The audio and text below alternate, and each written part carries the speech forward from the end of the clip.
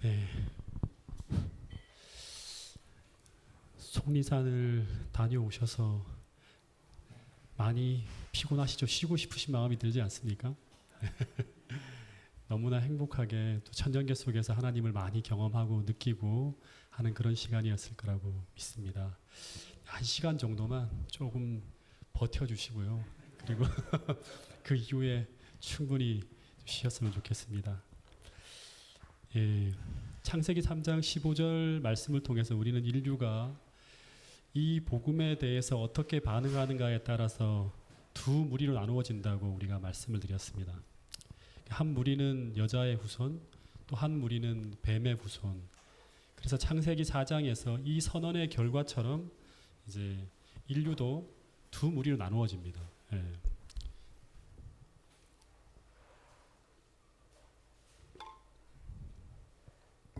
한 무리는 가인의 후손이고 또 한 무리는 셋의 후손으로 나누어지는데, 이 가인의 후예는 이제 하나님을 떠났잖아요, 그죠? 그래서 인간 스스로의 본성이에요. 그러니까 타락한 본성과 인간 스스로의 능력으로 살아가는 사람들이에요. 오늘날 대부분의 사람들이죠, 그죠? 근데 역사가 진행되어짐에 따라서 이들이 어떻게 변해가는가 하는 그 모습이 이제 창세기 4장에 보면 나와요. 그 부분은 제가 오늘 시간이 안 되고 하기 때문에 다루지 못할 건데, 한마디로 말하면 하나님의 형상이 사라지고 누구와 똑같이 닮아가는가 하면 사단의 형상으로 똑같이 닮아가는 도시를 세워요. 하나님이 주시는 기쁨이 없으니까 에덴을 잃어버렸잖아요. 에덴은 기쁨이란 뜻이죠. 그러니까 사람들 스스로 그 기쁨을 찾기 위해서, 거기 보면 두발 가인이니 그다음에 또 뭐 여러 사람들이 등장해서 뮤지션, 음악가, 퉁소를 부는 사람, 기계를 만드는 사람에서 인간 스스로의 노력으로 행복과 즐거움을 찾기 위해서 계속 노력하는 모습이 나와요. 근데 그 속을 들여다보면 폭력과 부패와 음란한 이 모든 것으로 지옥같이 변해가는 모습이 창세기 4장에 보면 가인의 후예들이 만든 도시의 모습이에요. 세상의 모습입니다.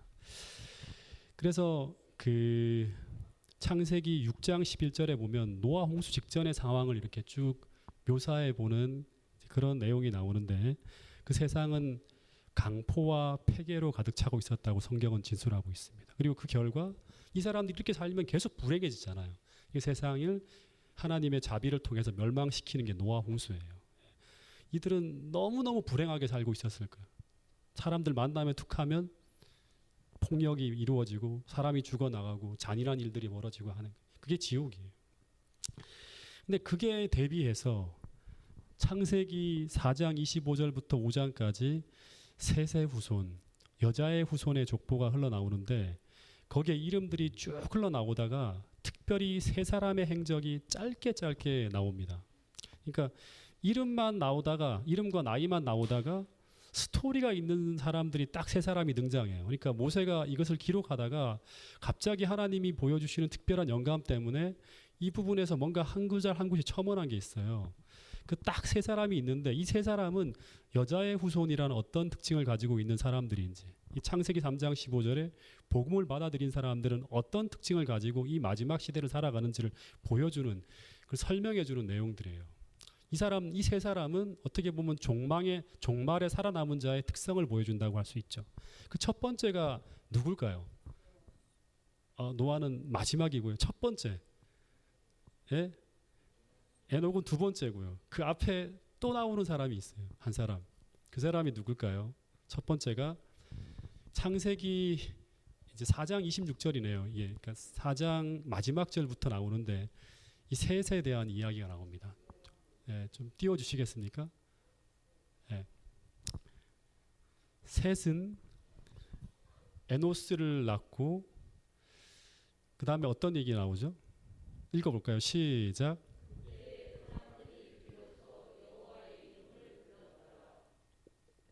이 셋은 에노스를 낳고, 이 사람들이 같이 모여서 그 뭐를 하는가 하면 공중 예배를 드렸다. 여호와를 이름을 불렀다고 하는 것은 함께 공중 예배를 드렸다고 하는데, 이들이 누구인가 하면 여자의 후손들이에요. 그죠?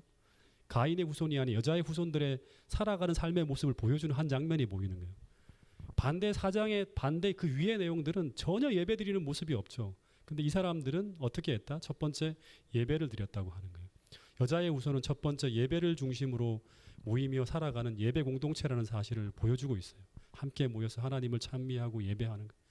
어디를 가나 무엇을 하나 여호와 하나님의 이름을 부르며 그분을 중심으로 해서 사람들이 모이는 거예요. 그리고 두 번째 우리가 주목해야 될 인물이 등장하는데 그 사람이 누구인가 하면 아담의 7세손인 에녹입니다. 그 에녹은 여기 띄워주시겠습니까? 65세에 무드셀라를 낳은 후에 300년을 하나님과 동행했다고 합니다. 그러니까 오늘 이 얘기를 조금 더 집중적으로 할 텐데요. 우리가 이 에녹을 통해서 기억해야 될 아주 중요한 사실 중에 하나는 뭔가 하면 여자의 남은 자손은 어떤 사람들이다? 하나님과 동행하는 사람들이에요. 예.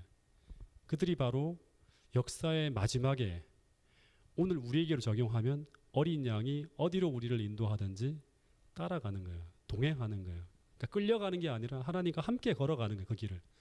끌려가는 게 아니라 어쩔 수 없이 가는 게 아니라 동행하는 거예요. 하나님의 뜻과 저의 뜻이 똑같아요. 저도 그렇게 살고 싶어요 하면서 동행하는 거예요. 그 사람들이 누구다?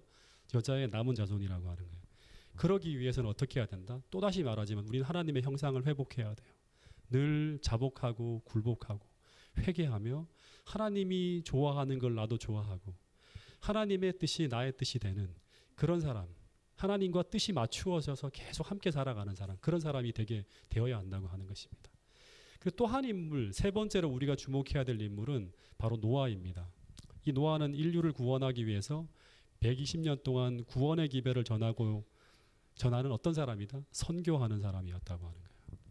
어쨌든 이 세 가지 사실을 기억하면서 오늘 우리는 그 어떤 삶을 살아야 되는가? 이 마지막에 여자의 남은 자손들이 한번 생각해 볼 필요가 있어요. 여러분 이 땅에서 이 종말을 맞이하잖아요, 그죠? 노아홍수 직전도 종말을 직전이에요. 이 땅에서 당시에 그들에게 의미 있는 일은 이 세 가지일 뿐이었어요.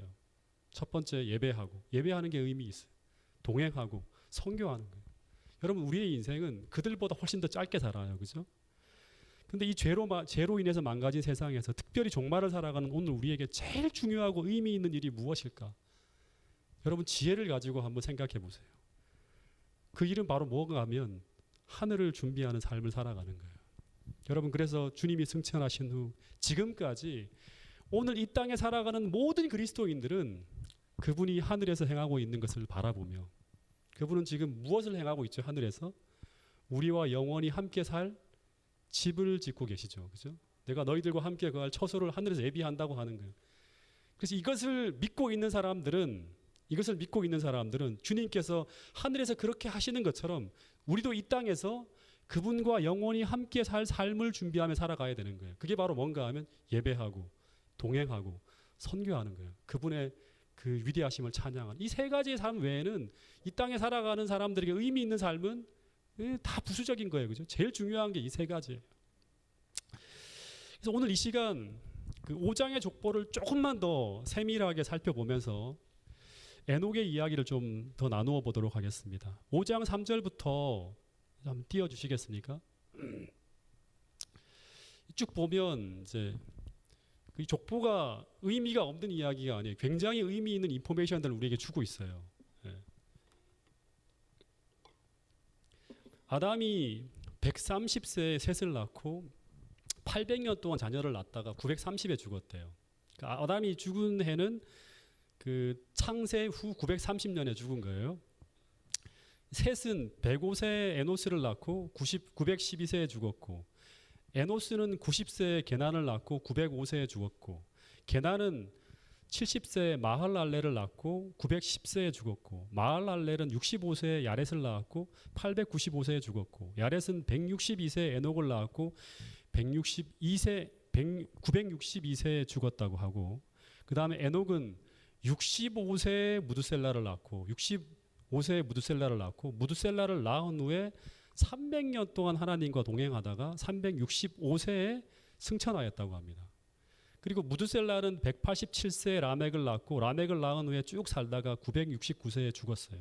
그리고 라멕은 182세에 노아를 낳고 777세에 죽었다고 합니다. 그리고 노아는 600세에 홍수가 찾아왔다고 하고 세상이 그때로 인해서 한번 딱 멸망이 되어졌다고 합니다. 그래서 아담부터 노아가 태어날 때까지 이때 그 연대를 쭉 계산해 보면 1050년이라고 하는 세월이 흘러갔습니다. 1050년. 근데 이 족보가 오늘 우리에게 던져주는 아주 중요한 메시지가 있어요. 이렇게 딱 놓고 보면 아담이 930세를 살았다고 하니까 아담을 살아생전에 본 사람은 누구까지일까요? 1050년의 세월이 흘러갔는데 아담은 몇 세까지 살았다? 930까지. 그러면 아담을 살아생전에 본 사람은 누구까지일까요? 셋은 봤겠죠.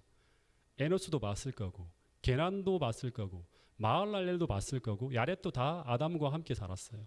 그리고 야렛이 162세 에녹을 낳았다고 하는데 이때 아담의 나이가 얼마인가 하면 쭉 계산이 가능해요. 아담이 622세가 되는 해에 에녹이 태어납니다. 그리고 308년을 아담과 함께 살아갑니다. 그러니까 에녹은 평생 하나님과 동행하였지만 아담과도 평생 동행한 거예요. 무슨 말인지 알겠어요? 네. 아담과도 평생 동행한 거예요. 이게 왜 중요한지를 제가 다음 내용을 통해 설명을 해드릴 거예요. 그리고 에녹의 아들 무두셀라도 심지어 노아의 아버지인 라멕도 아담과 함께 살았다고 합니다. 그러니까 노아를 제외한 노아의 아버지 라멕까지 전부 다 아담과 함께 지내면서 무엇을 배웠을까요? 아담을 통해서 타락전 세상에 대한 이야기, 그리고 죄지은 인간을 구원하기 위한 하나님의 복음 이야기를 귀에 따갑도록 거의 진짜 완전히 애울 정도로, 애울 정도가 아니지 그 사람들은 다 애우죠. 그냥 얘기만 하면 워낙 뛰어났으니까 귀에 따갑도록 들었을 거예요.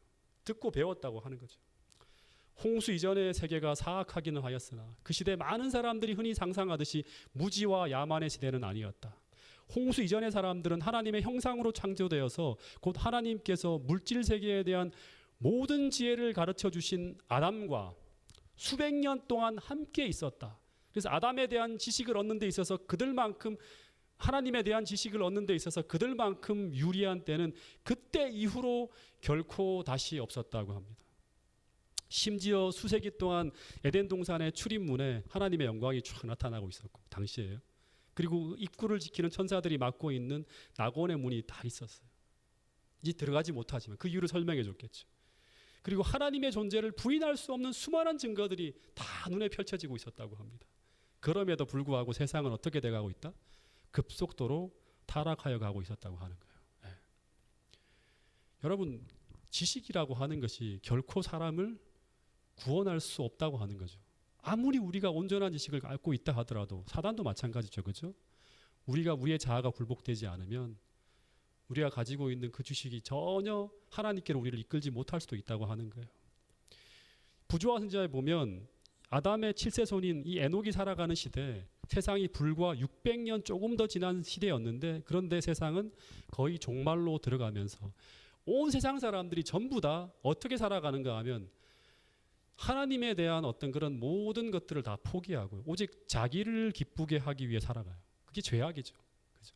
네. 그런 것으로 가득 찬 세상이 바로 그 세상이었다고 합니다. 그러니까 사람들이 어떤 생각을 하는가 하면 자고 일어나게 되면 오늘 뭐 더 재미있는 거 없나? 오늘 더 쾌락적인 거 없나? 오늘 나를 더 기쁘게 해줄 게 뭐가 없나? 이것만 생각하는 거예요. 예. 그 삶의 의미가 전부 다 이런 어떤 쪽에 다 맞춰져 있는 거예요. 예. 그런데 그때 그 시대 사람들과 전혀 다른 기쁨을 추구하며 이런 사람으로 살아간 사람이 바로 누군가 하면 에녹이라고 하는 거예요. 전혀 다른 기쁨을 추구하면서 하나님과 동행하는 것이 기쁨이 되어서 살아갔던 사람이 바로 누군가 하면 세상 노아 홍수 직전에 에녹이었다고 하는 거예요. 이 구절을 한번 읽어보겠습니다. 창세기 5장 22절부터 24절 말씀 같이 한번 읽어보겠습니다. 시작.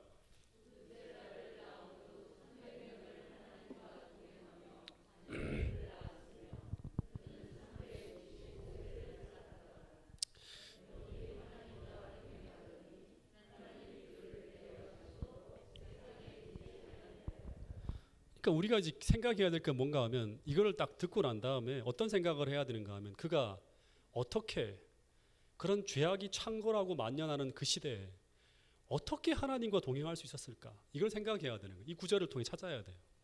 그 이유를 아주 짧게 이야기하고 있지만 굉장히 중요한 포인트가 있죠. 창세기 5장 22절에 보면 그가 언제 65세 때에 무두셀라를 낳고 그 다음부터 어떤 일이 벌어졌다?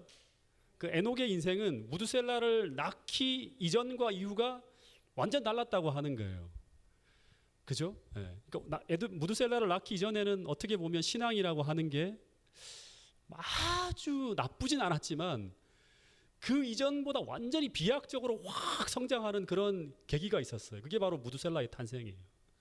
그래서 저는 바라기는 오늘 우리에게도 이 다니엘 빌리지에서의 경험이 여러분과 저의 신앙생활을 이전과 이후로 완전히 달라지게 만드는 그런 계기가 될 수 있기를 간절히 바라겠습니다. 그러니까 이 무드셀라의 탄생은 에녹으로 하여금 일대 신앙적 새로운 경험을 추구하도록 만든 계기예요. 그러니까 추구하도록 만들었어요. 그래서 그 추구하도록 만든 그 에너지가 하나님이 그를 그 원하는 만큼 계속 더 성장시켜 주는 거예요. 그러니까 오늘 우리가 온 마음을 다해서 하나님의 사랑을 추구하고 전적으로 헌신하며 나가면 하나님은 그 원하는 만큼 우리에게 계속 믿음의 성장을 이루어 주신다고 하는 거예요. 그럼 이 무드셀라의 탄생이 에녹에게 어떤 의미였을까? 첫 번째는 우리가 맨날 아마 들었을 거예요. 아담에게서 배운 그 하나님의 사랑을 이제 어떻게 깨닫는 거예요? 이 아이의 탄생과 이 아이를 이렇게 돌보면서 실제적으로 하나님의 그 사랑을 느끼기 시작하는 거예요. 다시 말해서 내가 나의 자녀를 깊은 애정을 가지고 보살피고 보호하고 돌보는 그 자애로운 사랑의 근원이 누구에게로부터 왔다? 하나님에게로부터 왔다는 것을 깨달으면서, 그리고 무드셀라가 어떻게 하죠? 에녹을 아주 단순하게 신뢰하잖아요. 그리고 의지하잖아요. 그런 것처럼 하나님을 그렇게 믿고 의지하는 그것이 신앙이라는 거 하는 것을 깨닫게 됩니다. 그래서 여러분, 하나님은 오늘 우리가 그렇게 하나님을 의지하고 사랑하기를 바라고 있어요. 단순하게 마치 아이가 부모를 의지하듯이. 그래서 이것은 한마디로 말하면 에녹은 이 무드셀라의 탄생을 통해서 하나님에 대한 깊은 사랑을 경험하는 계기가 되었다고 하는 거죠. 그리고 또 하나 중요한 게 있는데, 이것만 가지고는 우리의 본성 자체가 하나님께 올인하는 그런 신앙을 할 수가 없어요.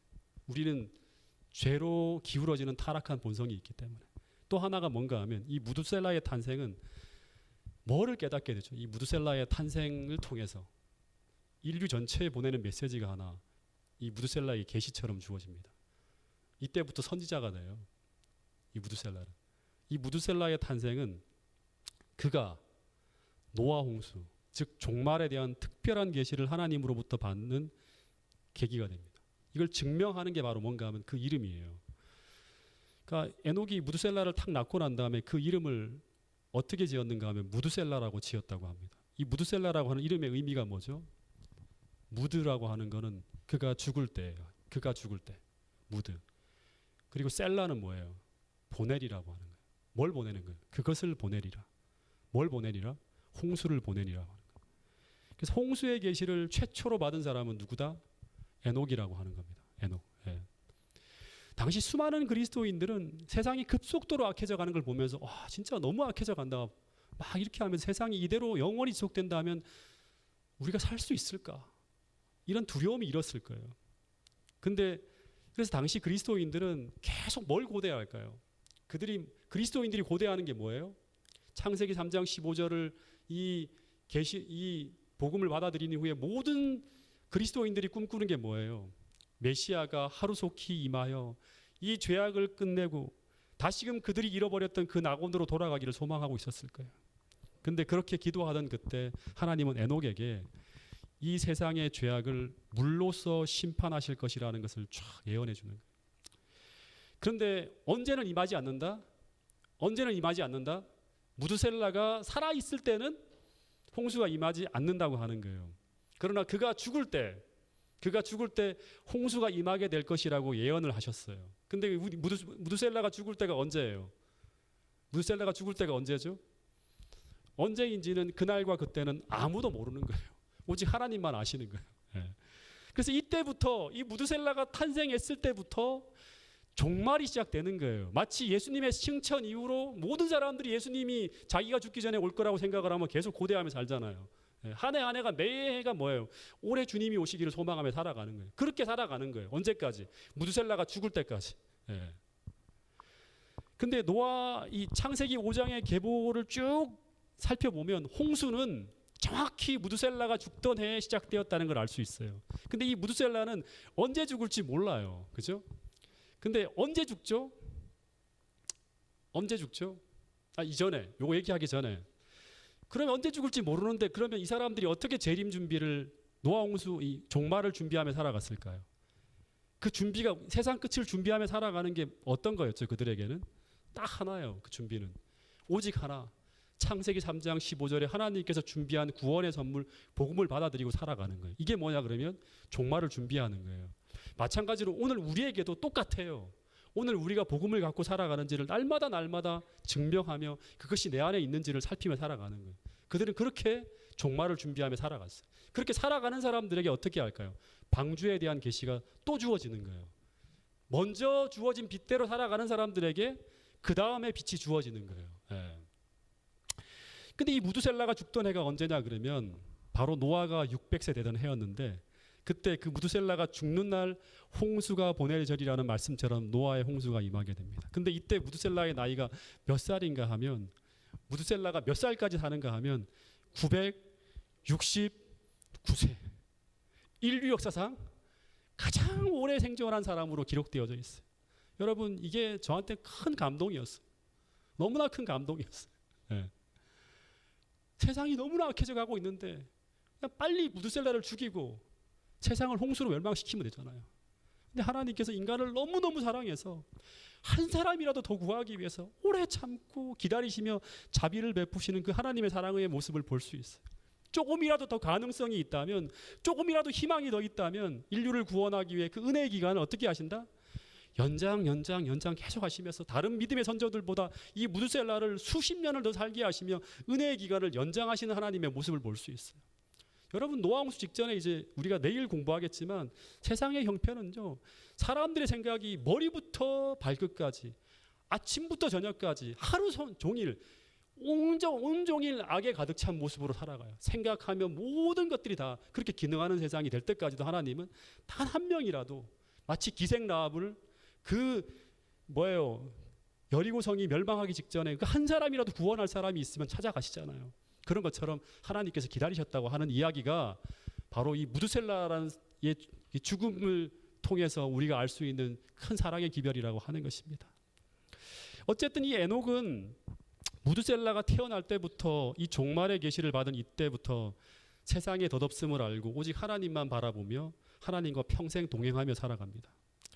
근데 이 에녹에 대한 기록이 이 창세기 5장 24절에 무두셀라를 낳은 후 300년 동안 하나님과 동행했다고 하는데 여기에 대한 조금 더 특별한 계시를 받고 그걸 성경에 기록한 인물이 있어요. 이것만으로는 조금 뭔가 하나님 더 에녹에 대한 계시를 보여주세요 하고 기도하는 가운데 하나님이 주신 또 하나의 특별한 계시를 받은 사람이 있어요. 그래서 이 에녹의 기록은 딱 세 군데 있어요. 성경에 보면. 어디 또 있죠? 또 하나가 히브리 11장 5절에 보면 이 구절은 같이 한번 읽어보겠습니다. 히브리 11장 5절 사도 바울이 기록했는데 자 한번 읽어보겠습니다. 시작.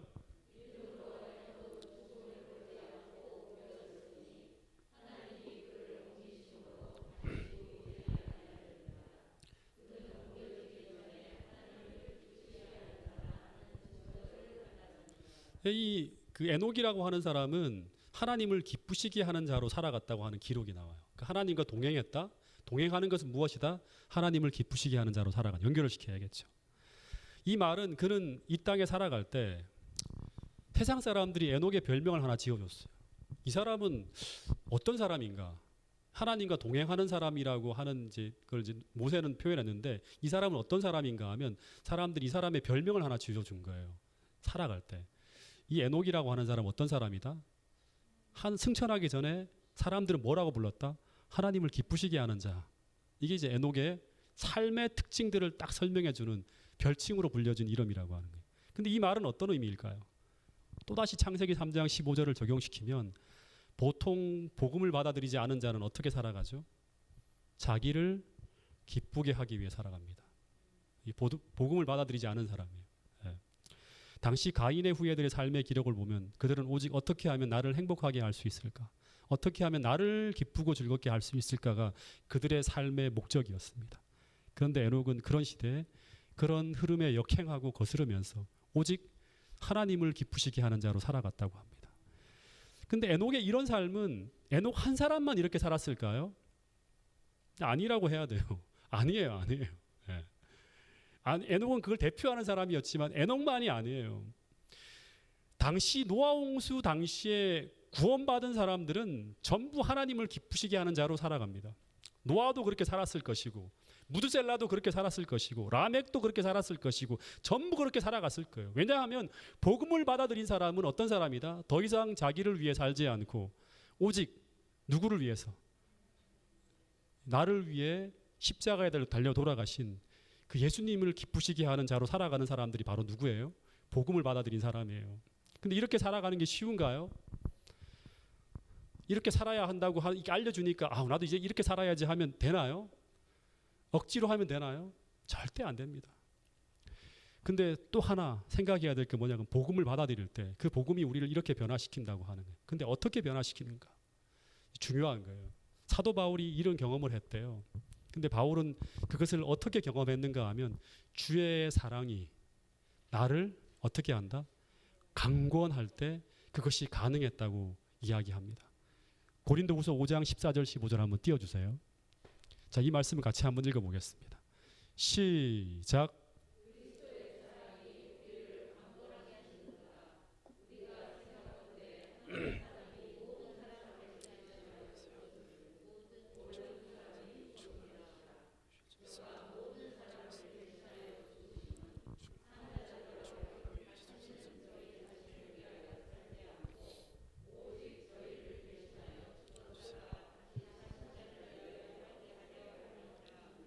예, 사도 바울은 에녹처럼 나를 기쁘게 하는 삶이 아니라 그리스도를 기쁘게 하는 삶을 살았는데, 그런데 그것이 어떻게 이루어졌는지를 설명하고 있습니다. 그는 내가 스스로 노력해서가 아니라 그리스도의 사랑이 나를 강권할 때 그것이 가능했다고 하는데, 근데 그 사랑이 나를 그토록 강하게 그런 삶을 강권한 이유는 여기 보면 생각해 보건대 하는 거예요. 내가 생각해 보면 내가 왜 이렇게 살았지? 생각해 보건대 그리스도께서 십자가에서 나를 대신하여 죽은 것 때문이라고 하는 거예요. 예. 그럼 이 사랑이 어떻게 나에게 들어오는가? 우리가 복음을 받아들이면 동시에 역사하는 게 무엇이다? 성령 하나님이 역사하신다고 하는 거예요. 예. 믿음으로 복음을 받아들이면 동시에 역사하는 게 뭐냐 그러면 성령 하나님이 예수님을 대신해서 우리 마음속에 들어오세요. 근데 그 성령께서 로마서 5장 5절에 보면 하나님의 사랑을 우리의 마음에 어떻게 한다? 성령으로 말미암아 하나님의 사랑이 우리의 마음속에 어떻게 된다? 부어지는 거예요. 막 쏟아 부어지는 거예요. 하나님의 사랑이 계속 우리 마음속에 계속 풍성하게 부어주신다고 하는 거예요. 그래서 그것을 느낄 때마다, 그것을 크게 느낄 때마다 우리는 그분을 기쁘시게 하는 삶을 살고자 하는 무엇이 일어난다? 갈망이 일어난다고 하는 거예요. 강권하는 거예요. 여러분, 이것이 마치 이런 것과 같은 거예요. 조금만 좀 버텨주세요, 여러분. 피곤하시더라도 조금만 버텨주세요. 우리가 누구를 깊이 사랑하면 밤낮 생각하는 주제가 무엇일까요? 그 사람을 기쁘게 하는 것이 곧 나의 기쁨이 되어지는 거예요. 그죠? 그 사람을 기쁘게 하는 게 나의 기쁨이 되는 거예요. 아무리 먼 거리를 가야 해도, 아무리 피곤해도, 아무리 무리하게 힘든 일이 요구되어져도 만약 그 일이 우리가 사랑하는 사람을 기쁘게 하는 것이라고 하면 어떻게 할까요? 기쁘게 하려고 할 거예요. 그죠? 네. 마찬가지로 오늘 우리가 나를 사랑하사 나를 위하여 자기 몸을 버리신 그리스도의 사랑이 내 안에 심어진 사람이라면 이게 복음을 받아들인 사람. 네. 창세기 3장 15절에 이 복음을 받아들인 사람이에요. 그 사람은 나를 사랑하사 나를 위하여 자기 몸을 버리신 그리스도의 사랑이 내 안에 심어진 사람이에요. 그런 사람들이라고 하면 오늘 우리는 나를 기쁘시게 하는 자가 아니라 그리스도를 기쁘시게 하는 삶을 살아갈 것이라고 하는 거예요. 이것이 바로 창세기 3장 15절에 복음을 받아들인 자들에게 나타나는 증상 중에 하나라고 하는 것입니다. 여러분, 특별히 마지막 시대에 특별한 헌신과 순종이 요구되어지는 시대를 살아가는 오늘 우리들에게 정말 필요한 것은 무엇이다? 다른 어떤 것보다도 주님을 정말 깊이 사랑하는 일이 요구되어진다고 하는 거예요. 여러분, 이 사랑을 우리가 모르면, 이 사랑을 우리가 충분히 깨닫지 못하면 마지막 때 어린 양이 어디로 인도하든지 따라가야 되는데 못 따라가요. 우리는 그 일을 할 수가 없어요. 그리스도의 사랑이 우리를 강하게 권해야 돼요. 그 사랑이 어떤 것인지를 우리는 깨닫고 느껴야지만 마지막 때 우리가 목숨을 내놓는 일이라 할지라도 우리는 주님을 사랑하기 때문에 기꺼이 그 길을 동행하며 따라가겠습니다라고 할 수 있다고 하는 거예요. 그러기 위해서 우리는 정말 하나님 말씀에 푹 빠져 살아야 돼요. 그 속에서 하나님이 얼마나 나를 사랑하시는지를 계속 봐야 되는 거예요. 예. 또 하나 에녹에 관한 기록이 성경에 실려 있습니다. 유다서 14절 15절 빨리 넘어갈게요. 같이 한번 읽어보겠습니다. 시작.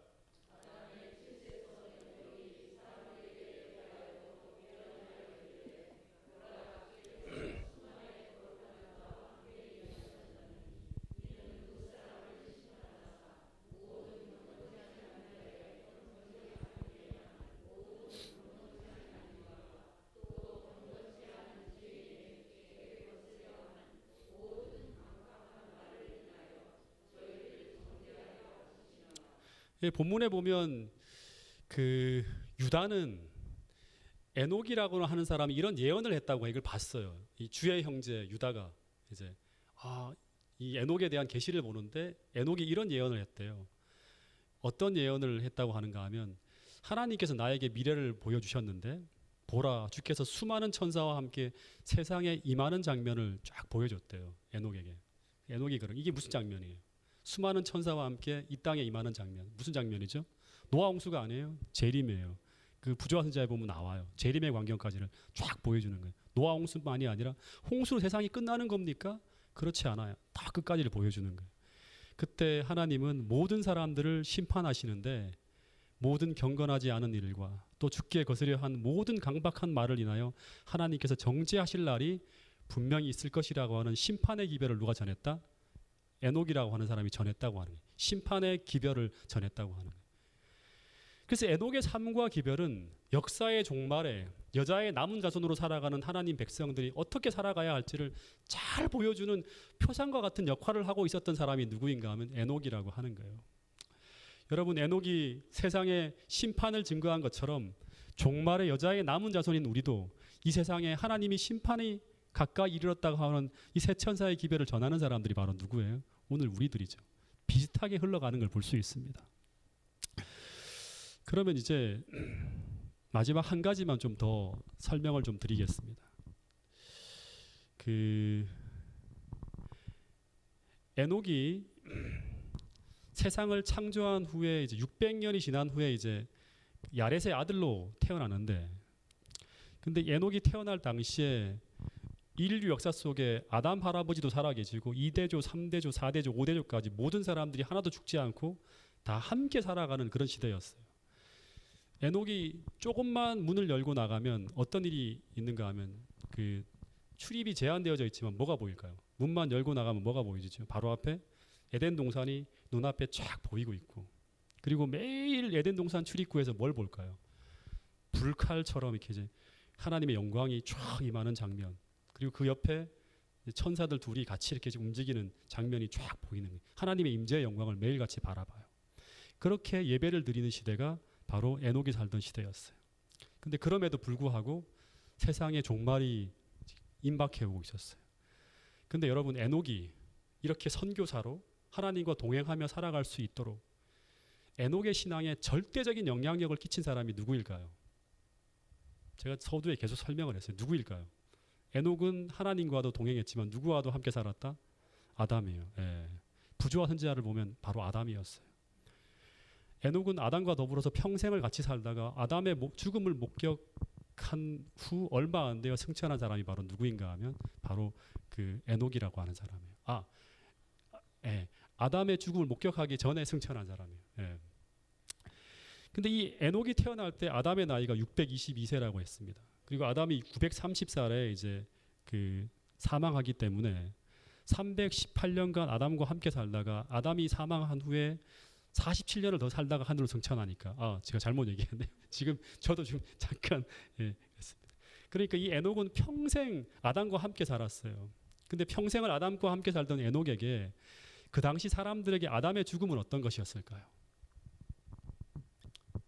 아담이 죽었어요. 예. 어떻게 보면 당시 시대의 모든 사람들에게 이 아담의 죽으면 한 시대의 종언을 구하는 어마어마한 충격과 혼란을 주는 사건이었어요. 예.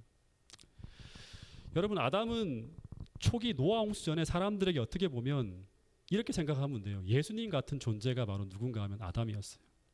여러분, 오늘 우리가 성경을 읽으면서 신앙을 배워나가는 것처럼 당시 사람들은 하나님에 대한 이야기를 모두 아담을 통해 들었다고 합니다. 왜냐하면 아담은 그 시대에 그 누구도 범접할 수 없는 거의 모든 것을 다 하는 가장 위대한 영적 지도자가 바로 누군가 하면 아담이었어요. 하나님에 대해서뿐 아니라 뭐도 알고 있죠. 세상의 기원, 세상이 돌아가는 모든 원리에 대해서 그는 하나님께 직접 배운 사람이에요. 하나님께 직접. 그래서 모든 것을 다 대답해 줄 수 있어요. 이게 왜 그렇습니까 하면 그거는 이런 거야 하고 다 대답해 줄 수 있는 사람이에요. 예. 그리고 거의 모든 것을 완벽하게 기억해서 아는 사람이 바로 누군가 하면 아담이었다고 부조화 선자에 보면 적혀 있습니다. 그뿐 아니라 죄 없는 세상에서 살다 온 유일한 사람이었고, 그리고 인류 역사상 유일무이하게 가림장치 없이 죄 없는 상태에서 하나님과 직접 교제하면서 하나님을 가장 밝은 눈으로 보고 교제한 사람이 누구인가 하면 바로 아담이었어요. 예. 그리고 그는 잃어버리기 전에 그 낙원의 모습을 직접 보기만 한 것이 아니라 어떻게 했어요? 살다 왔어요. 오늘 우리 시대에는 하늘나라에 가서 살다 온 사람이 없잖아요. 물론 계시를 잠깐 보고 오신 분들이 계시지만. 네.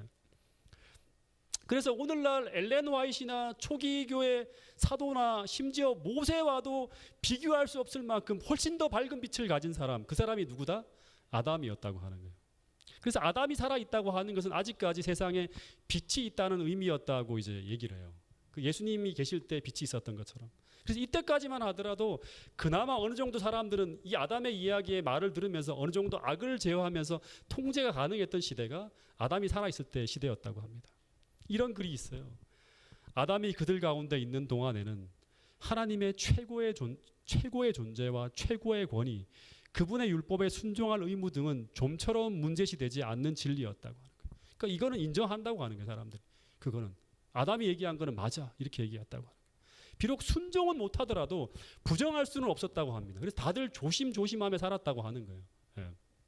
근데 그 사람이 죽었다고 하는 것입니다. 근데 이것이 얼마나 큰 충격이었겠습니까?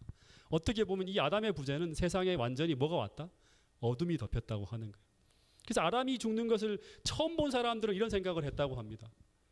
우리가 주를 경외하고 그분의 명령을 지킨들 무슨 소용이 있겠는가? 왜냐하면 아담도 죽었는데 법을 지키는 것과 지키지 않는 것이 무슨 차이가 있겠냐고 하면서, 그러면서 악인이든 의인이든 다 뭐로 돌아간다? 흙으로 돌아가는 것으로 끝나는 것이다. 이제 하는 그런 생각을 했다고 하는 거예요. 이게 부조화 선지자에 나와 있는 이야기입니다. 네. 그런데 이런 혼란한 세상에서 아담 사후에 그 아담의 역할을 감당하며 아담에게 넘겨받은 복음을 가장 열정적으로 세상에 증거하며, 아담이 그전에는 계속 전했거든요. 아담의 바톤을 이어받아서 가장 열정적으로 그 시대에 아담을 대신해서 복음을 전하면서 여전히 세상에 빛을 강력하게 증거하기 위해서 일어선 사람이 누군가 하면 선교사 에녹이었다고 하는 거예요. 예. 여러분, 아담의 후손들이 전부 1000년 가까이 아담이 들려주는 이야기를 들었을 텐데, 그럼에도 불구하고 모두 하나님을 등지고 살아가고 있었는데 에녹은 왜 그렇게 그들과 다르게 살 수 있었을까? 이거를 이제 한번 제가 생각해 봤는데요. 아마 에녹은 제가 상상 한번 한 거예요. 근데 이거는 부조화 선지자의 기록을 토대로 해서 상상한 거예요. 에녹은 아마 이 날을 잊지 못했을 거예요. 그것은 아마 아담 이후에 모든 복음을 받아들인 사람들이 느끼고 체험했을 것 같은 그런 거예요. 예. 이날 모든 가족들이 전부 다 정신을 차리시고, 저를 마지막 스토리입니다. 여러분들이 자꾸 조시면 저도 힘들어요. 모든 가족들이 에덴 동산 출입구에 모여서 예배를 드리던 예배일이었을 겁니다. 그날 언제나 익숙하고 평범하게 들려오던 그 아담 할아버지 이야기가 이날 이 에녹의 가슴에 사무치도록 감동적으로 들려오기 시작하는 거예요. 근데 그날은 어떤 날인가 하면 어떤 날이었겠어요? 성경의 기록을 보면 그의 첫 아이인 무두셀라가 태어난 지 얼마 안 되는 그런 시점이었어요. 근데 그날 아담 할아버지의 설교를 듣고 난 후 그날 예배가 마쳐지고 모든 사람들이 다 떠나간 후까지 그 에덴 동산 출입구에 남아서 그 하나님의 임재의 영광을 바라보며 이 에녹은 펑펑 울었을 거예요. 그러면서 기도했을 거예요. 하나님, 주님과 동행하며 살겠다고. 그 사랑을 더 깊이 깨닫게 해달라고. 여러분, 그런데 만약 오늘 우리에게도 언제나 익숙하고 평범하게 들려오던 그 하나님의 말씀이 65년 동안 들어왔던 이야기예요. 그죠? 다르게 들려올 때가 있다면, 만약 그런 때가 찾아온다면 우리는 그때를 놓치지 말아야 된다고 하는 거예요. 그때는 어쩌면 우리가 에녹처럼 하나님과 동행을 시작할 기회가 찾아온 것일 수도 있다고 하는 거예요. 예. 여러분, 그 기간이 이번에 이 기관이 될 수 있기를 간절히 바라겠습니다. 근데 그날 그의 마음속에 사무치게 들려지기 시작한 그 이야기는 무슨 이야기인가 하면 아담 할아버지가 930년을 살면서 밤낮 없이 그 후손들에게 전한 이야기예요. 그 이야기는 바로 모세 구전을 통해서 우리가 들었고 하나님의 계시의 빛을 통해서 창세기 3장에 아주 짧게 기록한 우리가 원복음이라고 하는 복음 이야기였을 거예요. 제가 생각할 때 이 복음 이야기는 매주 빠짐없이 그 예배를 드릴 때마다 양을 잡아서 제사를 드릴 때마다 계속 이게 어떤 의미인지를 더 감동적으로 더 새롭게 하기 위해서 끝없이 몸부림치면서 그들에게 의미 있게 전달하려고 애썼던 사람이 누구인가 하면 아담 할아버지였을 거예요. 그러면 잠시 한 5,000년 전으로 돌아가서 에녹이 울며 듣던 그 예배 시간으로 한번 잠시 돌아가 보겠습니다. 아담이 에덴 동산 출입문 앞에 서서 어느 안식일이었을 거예요. 예배를 드리는데 그때 제사를 집례하던 아담 할아버지가 당시 후손들에게 설교를 합니다. 언제나 시작부터 아마 눈물을 흘리기 시작했을 거예요. 왜냐 그러면 눈물 흘리지 않고는 이 설교를 할 수 없어요. 그렇게 밝은 계시의 그런 빛을 받은 사람이 어떻게 이 이야기를 하는데 안 울었을까요? 얘들아, 내가 처음 태어나서 보았던 그 세상은 지금처럼 이렇게 망가지고 더럽혀지고 추악하게 변해버린 그런 세상이 아니었다. 그 세상은 정말 너무너무 아름다운 세상이었고 하나님께서 우리를 얼마나 사랑하셨는지 그곳에 만들어 놓은 모든 것들이 그 하나님의 사랑을 증거하고 있었어. 하나님이 우리를 얼마나 사랑하는지를 다 생각하시며 하나하나 만들었다고 하는 거예요. 오늘 우리가 속리산을 걸어 다니면서 그걸 봐야 돼요. 그걸 느껴야 돼요. 근데 아담은 그것을 볼 때마다 느꼈을 거예요.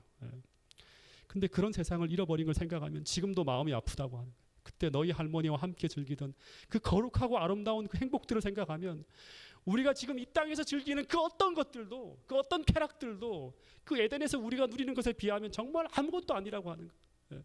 훨씬 더 크고 훨씬 더 영광스러운 즐거움과 기쁨이 있다고 하는 거예요.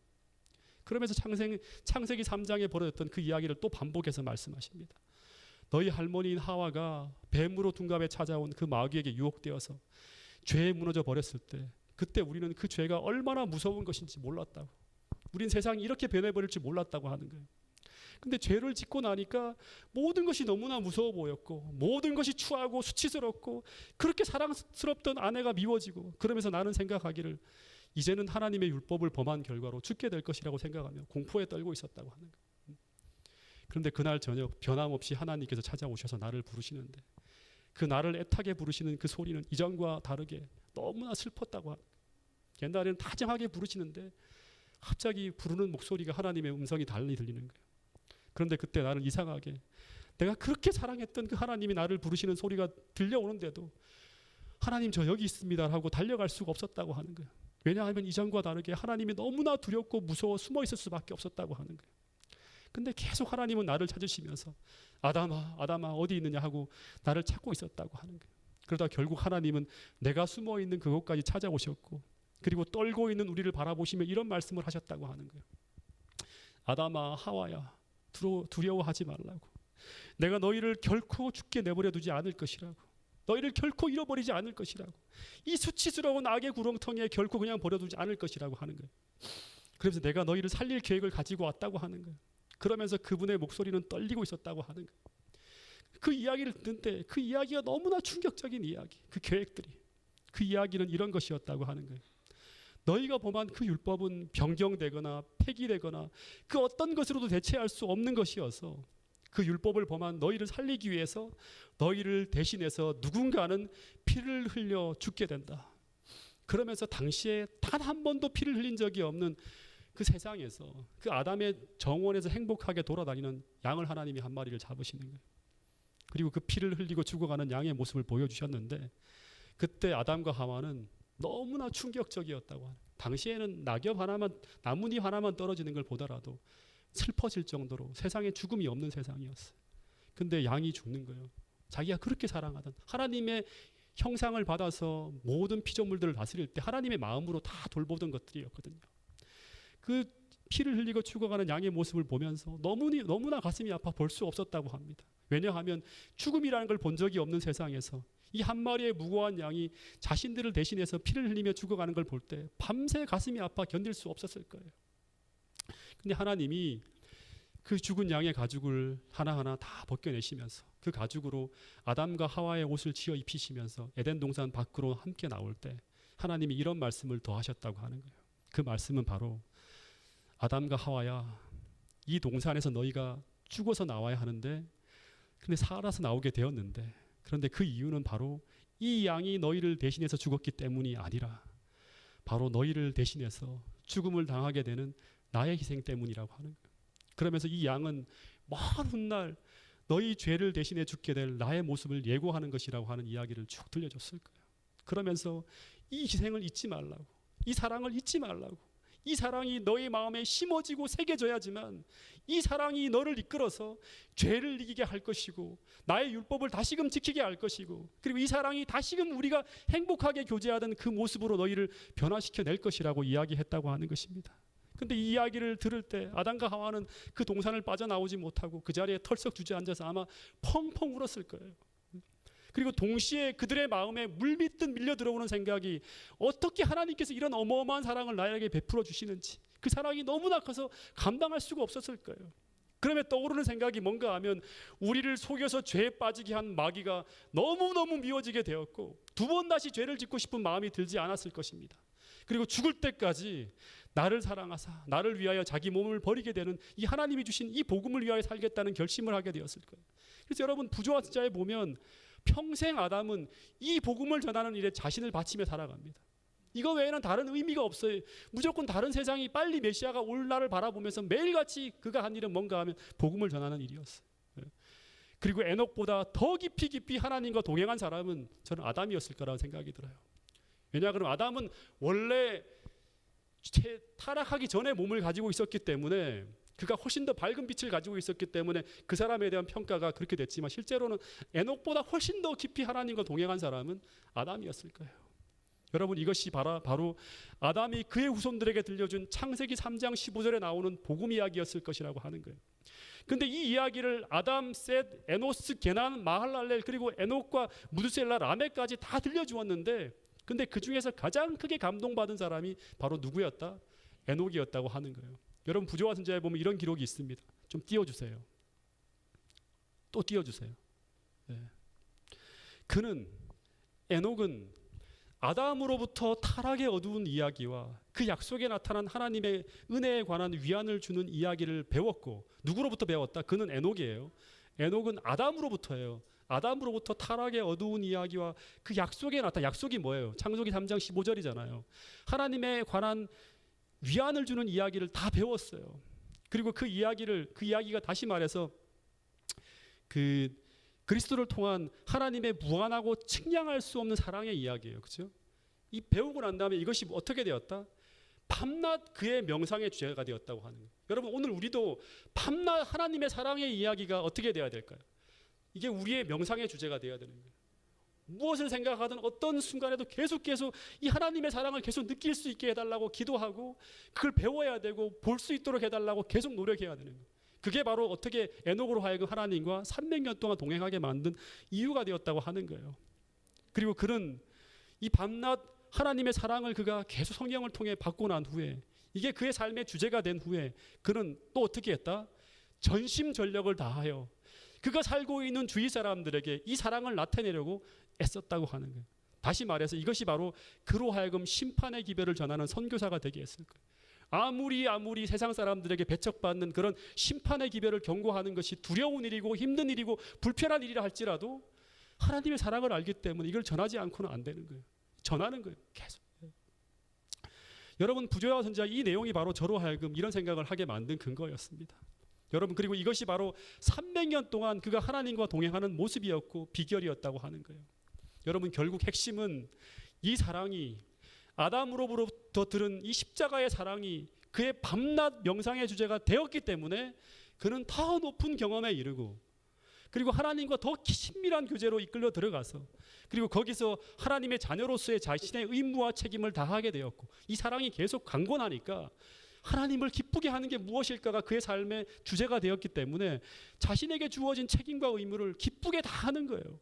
그리고 전심전력을 다하여 그가 살고 있는 사람들에게 이 사랑을 나타내려고 애쓰는 선교사가 되도록 만들었다고 하는 것입니다. 이 사랑의 동력이 끊어지면 모든 것이 다 불가능해지게 만드는 거예요. 여러분, 그래서 에베소 교회에 보내는 기별 가운데, 그 경고의 기별 가운데 하나가 뭐죠? 너희의 처음 사랑을 잃어버렸기 때문에 그 교회가 당시 여러 가지 문제에 빠지게 되었다고 하는 이야기가 바로 그렇게 나오는 것입니다. 여러분, 그래서 결론은 아담부터 지금까지 이 사랑에 빠진 사람은, 이 십자가의 사랑에 빠진 사람은 밤낮 하나님의 무한하고 측량할 수 없는 사랑이 그의 명상의 주제가 될 것이고, 그 마음에 하나님의 사랑은 더 크게 부어질 것이고, 그 결과 그들은 모두 전심전력을 다하여 이 사랑을 나타내려고 애쓰게 된다고 하는 것입니다. 이 모습이 바로 이 사랑을 회복한 창세기 3장 15절의 기별을 정확하게 다시금 그들의 삶 속에서 예수님의 그 십자가의 희생을 통해 재해석해내고 그 복음을 담은 사도행전의 모습이었고요. 그리고 이 모습이 바로 재림운동 당시의 선조들의 모습이었다고 하는 것입니다. 그런데 이 모습이 오늘 마지막을 살아가는 우리들에게 재현되어져야 될 모습이라고 하는 사실을 꼭 잊지 않게 되기를 간절히 바라겠습니다. 에녹이란 사람은 특별한 사람이고, 그 사람은 특별한 신앙의 경험을 한 사람이 아니라 오늘 마지막 시대를 살아가는 우리 모두에게 모본이 되는 사람이고 모델이 된 사람이라고 하는 사실을 잊어서는 안 된다고 하는 것입니다. 여러분, 이번 기간 특별히 하나님의 깊고 깊은 사랑에 푹 빠져보시기를 간절히 바랍니다. 그리고 그 사랑 때문에 여러분의 모든 자아가 압도되어지고, 그 어떤 어려운 순종도 기쁘게 순종할 수 있는 그런 사람으로 변화되어질 수 있게 해달라고 여러분 이 시간 기도할 수 있게 되기를 간절히 바라겠습니다. 그 사랑 때문에 신앙하는 것이 행복할 수 있는 그런 사랑. 여러분, 이 사랑이 회복되어지면 신앙하는 게 기뻐요. 그래서 정로의 계단 마지막에 보면 주를 기뻐하는 것이 바로 뭔가 하면 신앙의 정점이라고 하는 거예요. 오늘 우리 모두가 그런 사람이 되어서 그것을, 우리가 믿는 이 신앙을 기쁘게 복음으로 사람들에게 전할 수 있는 그런 여러분 모두가 될 수 있기를 간절히 바라면서 오늘 말씀을 드리도록 하겠습니다. 하늘 아버지,